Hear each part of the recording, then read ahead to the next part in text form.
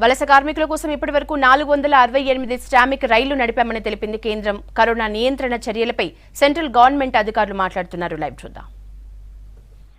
हमारी सभी से यह अपील है कि वे धैर्य बनाए रखें. हमारा अनुरोध है कि इन सभी प्रयासों में अपना सहयोग दें और लोगों को इन सुविधाओं के बारे में जानकारी प्रदान करें, फैलाएं, उनको जागरूक करें. धन्यवाद. धन्यवाद. Health ministry representative please. आज की ब्रीफिंग मैं एक छोटी सी अपील से शुरू करना चाहूंगा.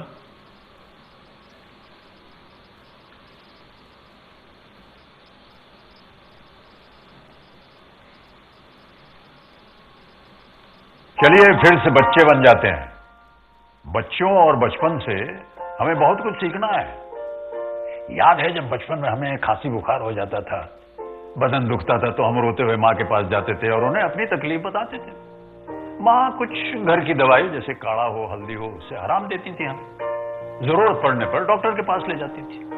और कुछ दिनों बाद हम खेलने कूदने लग जाते थे. आज कोरोना की इस लड़ाई में हमें फिर से यही करना है. अपनी तकलीफ को अपनों को बताना है, राहत पाना है, इलाज कराना है, खेलना कूदना है, जीतना है. इसी में सबकी भलाई है. देखिए, बीमारी कोई कलंक नहीं होता है. परिवार तो आपका भला ही चाहता है ना. तो चलिए फिर से बच्चे बन जाते हैं.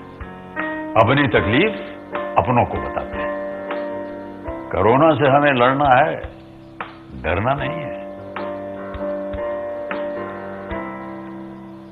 आज जब हम कोविड-19 जैसी कम्युनिकेबल डिजीज से लड़ रहे हैं, तब कम्युनिटी से हमें हर तरह के सपोर्ट की सख्त जरूरत है. और इसमें सबसे अहम है हेल्थ सीकिंग बिहेवियर. हम सबको मिलकर ये प्रयास करना है कि जिस भी किसी को कोविड-19 के सिम्टम्स डेवलप हों, वह उसे छुपाए नहीं, बल्कि सामने आकर उससे संबंधित इलाज ले. अगर हम ऐसा नहीं करते हैं तो हम तो बीमार होंगे ही, बल्कि अपने परिवार को भी बीमार कर सकते हैं. हर पेशेंट को अपने को बचाने के साथ साथ अपनी फैमिली को बचाने के लिए सरकार द्वारा प्रोवाइड की गई हेल्थ सुविधाओं को अपनाते हुए इस लड़ाई में अपना योगदान देना होगा. देश में अब तक 20,917 लोग कोविड-19 से क्योर हो चुके हैं और 44,029 केसेस एक्टिव मेडिकल सुपरविजन में हैं. पिछले 24 घंटे में अगर हम देखें तो पाते हैं कि टोटल केसेस में 4,213 केसेस का इंक्रीज नोट किया गया है, पर साथ में ही 1,559 पेशेंट्स क्योर भी हुए हैं. इस तरीके से हम देखें तो पाते हैं कि हमारा टोटल रिकवरी रेट अब 31.15% हो चुका है. कुल कंफर्म केसेस की संख्या इस समय 67,152 है. स्वास्थ्य मंत्रालय ने 8 मई को कंफर्म कोविड-19 पेशेंट्स के लिए एक रिवाइज्ड डिस्चार्ज पॉलिसी भी जारी की है. यह मिनिस्ट्री द्वारा ऑलरेडी इशूड गाइडलाइंस, जो कि हमारे 3 टियर कोविड फैसिलिटीज और categorisation of patients based on clinical severity, उसके साथ अलाइंड है. पहले जो क्राइटेरिया था कि या तो चेस्ट रेडियोग्राफ क्लियर होना चाहिए या 2 कॉन्जिक्यूटिव RT-PCR टेस्ट नेगेटिव होने चाहिए, उसके भिन्न होते हुए नई डिस्चार्ज पॉलिसी के अनुसार जो केसेस जो कि माइल्ड हैं, वेरी माइल्ड हैं या प्री सिम्टोमेटिक केसेस हैं और कोविड केयर फैसिलिटी में एडमिट हैं, अगर सिम्टम की शुरुआत के 10 दिनों में उनको 3 दिन तक फीवर ना हो तो उन्हें डिस्चार्ज किया जा सकता है. ऐसे समय में डिस्चार्ज से पहले टेस्टिंग करने की आवश्यकता नहीं है, लेकिन डिस्चार्ज के बाद भी 7 दिनों के लिए उन्हें होम आइसोलेशन का पालन करना पड़ेगा. इसके साथ ही जो केसेस मॉडरेट हैं और डेडिकेटेड कोविड हेल्थ सेंटर में एडमिटेड हैं, उनमें से जो पेशेंट 3 दिनों में रिजॉल्व हो जाते हैं जिनके सिम्टम, और जो बिना ऑक्सीजन सपोर्ट के रहते हैं, यानी कि जिनका ऑक्सीजन सैचुरेशन अबव 95% है, ऐसे पेशेंट्स को सिम्टम्स के 10 दिनों के बाद डिस्चार्ज किया जाएगा यदि वह पेशेंट, उनको कोई फीवर ना हो विदाउट एंटीबायोटिक, उनको कोई ब्रेथलेसनेस के सिम्टम ना हो और उनको ऑक्सीजन की रिक्वायर्ड ना हो. लेकिन इसके साथ ही वह मॉडरेट पेशेंट जिनको फीवर 3 दिन में रिजॉल्व नहीं होता और वह ऑक्सीजन थेरेपी पर कंटिन्यू करते हैं, इन केसेस में पेशेंट को तभी डिस्चार्ज किया जाएगा जब उनके क्लिनिकल सिम्टम रिजॉल्व हो जाएं और लगातार 3 दिनों तक ऑक्सीजन सैचुरेशन मेंटेन करने की एबिलिटी हो। यह ध्यान देना चाहिए कि मॉडरेट संबंधित इन केसों में भी डिस्चार्ज से पहले टेस्टिंग की जरूरत नहीं होगी, लेकिन पेशेंट को डिस्चार्ज होने के बाद 7 दिन तक होम आइसोलेशन का पालन करना होगा। इसके साथ ही सीवियर केसेस और साथ में केसेस जो कि इम्यूनो कॉम्प्रोमाइज हैं, जैसे कि HIV patients, transplant recipients, malignancy etcetera, ऐसे पेशेंट्स को तभी डिस्चार्ज किया जाएगा जब या तो वह क्लिनिकली रिकवर हो जाएं या उनके पेशेंट्स को RT-PCR के द्वारा नेगेटिव घोषित किया जाए। यह डिस्चार्ज पॉलिसी इसलिए चेंज की गई है कि अगर हम देखें भी कई देशों ने एविडेंस के बेसिस पर अपनी डिस्चार्ज पॉलिसी में टेस्ट बेस्ड स्ट्रैटेजी के बदले सिम्टम बेस्ड स्ट्रैटेजी और टाइम बेस्ड स्ट्रैटेजी का बदलाव किया है। उसके तहत ही इसमें हम चेंज लाए हैं।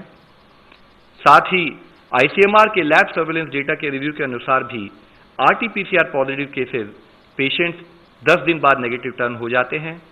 रिसेंट स्टडी से यह भी पता चला है कि viral load peak in the pre symptomatic period, यानी कि सिम्टम से 2 दिन पहले और अगले 7 दिनों में नीचे चला जाता है। यह discharge policy RT-PCR diagnosed patients के लिए है।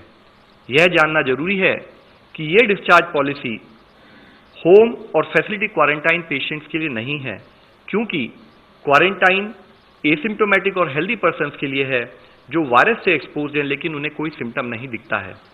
हाउएवर, क्वारंटाइन फैसिलिटी पर उनका स्टे 5 मई को जारी मिनिस्ट्री ऑफ होम अफेयर्स की गाइडलाइंस के तहत लास्ट एक्सपोजर से 14 दिन तक रहेगा और डिस्चार्ज पॉलिसी से संबंधित एक फ्रीक्वेंटली आस्क्ड क्वेश्चंस भी गवर्नमेंट ऑफ इंडिया के वेबसाइट पर उपलब्ध किए गए हैं। इसी संदर्भ में मिनिस्ट्री ऑफ हेल्थ ने home isolation of very mild और प्री सिम्टोमेटिक कोविड-19 केसेस के लिए भी एक रिवाइज गाइडलाइन जारी की है, जिसके अनुसार वेरी माइल्ड और प्री सिम्टोमेटिक कोविड-19 केसेस के लिए होम आइसोलेशन पीरियड समाप्त होने के बाद टेस्टिंग की कोई आवश्यकता नहीं है। However, I would still like to reiterate a few points that those patients who are undergoing home isolation should strictly adhere to.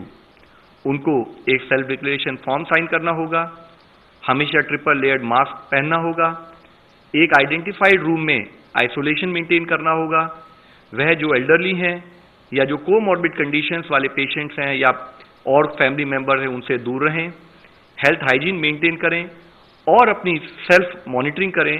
अगर कोई भी हेल्थ सिचुएशन डिटेरियोरेट होती हो तो वह संबंधित मेडिकल अधिकारी को सूचित भी करें।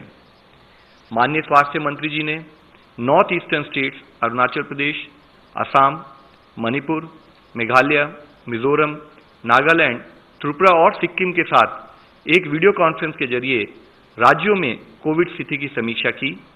राज्यों को माइग्रेंट लेबरर्स, स्टूडेंट्स और विदेश से लौटने वालों के लिए मिनिस्ट्री ऑफ हेल्थ और एक्सटर्नल अफेयर्स द्वारा जो प्रोटोकॉल बताया गया है उसके तहत स्क्रीनिंग और क्वारंटाइन मेजर्स इंश्योर किए जाएं, उसके लिए उन्होंने रिक्वेस्ट की है। साथ ही राज्यों को ये भी कहा गया है कि वायरस के स्प्रेड को रोकने के लिए सार्वजनिक स्थानों पर थूकने से रिलेटेड, स्पिटिंग से रिलेटेड जो प्रोहिबिशन है उसको इफेक्टिवली लागू किया जाए। कल माननीय स्वास्थ्य मंत्री जी ने कोविड-19 मैनेजमेंट की स्थिति की समीक्षा करने के लिए मंडौली जेल, जो कि नई दिल्ली में स्थित है, वहां स्थित कोविड केयर सेंटर का दौरा भी किया। National Institute of Virology Pune ने एक एंटीबॉडी डिटेक्शन किट कोविड कलज एलाइजा नामक IgG एलिजा टेस्ट किट को डेवलप किया है। माननीय स्वास्थ्य मंत्री जी ने इस संदर्भ में कहा कि इंडिजिनस टेस्ट कोविड-19 के सर्वेलेंस में महत्वपूर्ण भूमिका निभाएगा। इसी के साथ ही भारतीय नौसेना द्वारा डिजाइन किए गए पर्सनल प्रोटेक्शन किट को भी इनमास यानी कि इंस्टीट्यूट ऑफ न्यूक्लियर मेडिसिन और अलाइड साइंसेज द्वारा हाईएस्ट टेस्टिंग स्टैंडर्ड्स के साथ सर्टिफाई किया गया है। डिपार्टमेंट ऑफ बायोटेक्नोलॉजी और biotechnology industry research assistance council ने वैक्सीन्स, डायग्नोस्टिक्स, थेरेप्यूटिक्स और अदर टेक्नोलॉजी से संबंधित 70 प्रपोजल को भी शॉर्टलिस्ट करके फंडिंग के लिए सेलेक्ट किया है। जहां एक और हम समाज में हेल्थ सीकिंग बिहेवियर प्रमोट करना चाहते हैं, वहीं दूसरी ओर हम सबको मिलकर कोविड-19 से जुड़े हुए स्टिग्मा से भी लड़ना होगा। हमें बीमारी से लड़ना है, बीमार से नहीं। इसी संदर्भ में माईगॉव द्वारा बनाया गया एक और वीडियो भी मैं आप सबके सामने प्रस्तुत करना चाहूंगा। धन्यवाद।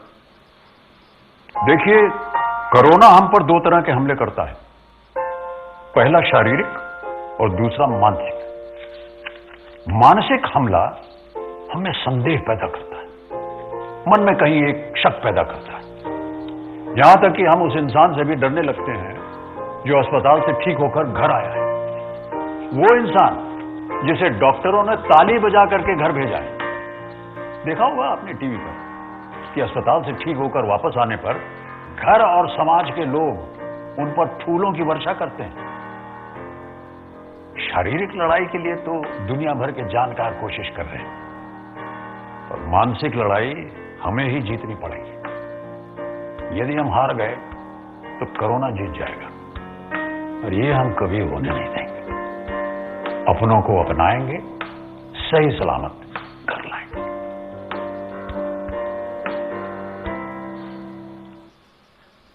Friends, empowered group 9 chairman is with us. मैं रिक्वेस्ट करूंगा कि वो अपने ग्रुप के बारे में थोड़ा ब्रीफिंग दें, please. I am Ajay Sahni, chairman of the Empowered Group 9. Empowered Group 9 को जो रिस्पॉन्सिबिलिटी दिया गया है वो है technology and data management for this combating this crisis. उसके तहत इस ग्रुप ने 6 मेजर प्रिंसिपल्स लेकर आगे काम शुरू किया।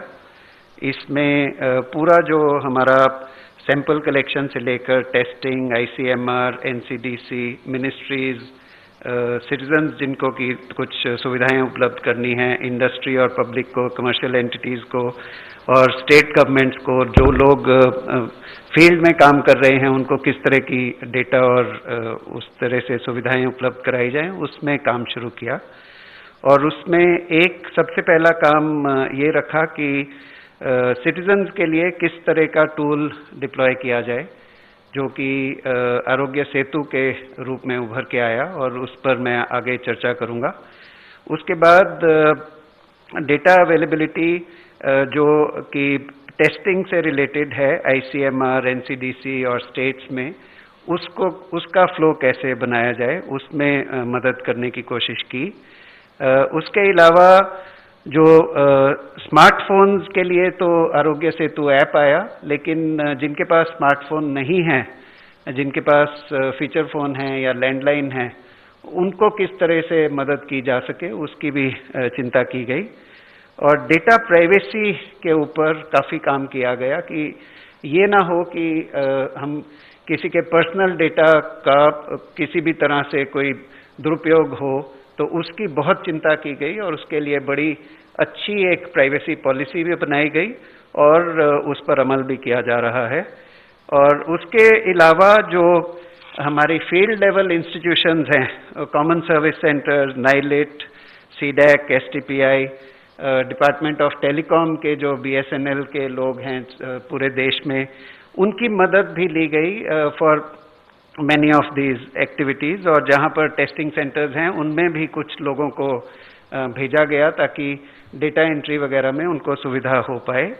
और फाइनली जो इंडस्ट्री से और पब्लिक से, सिटीजन से बहुत सारे सुझाव आए, बहुत सारे सॉल्यूशंस लोगों ने सजेस्ट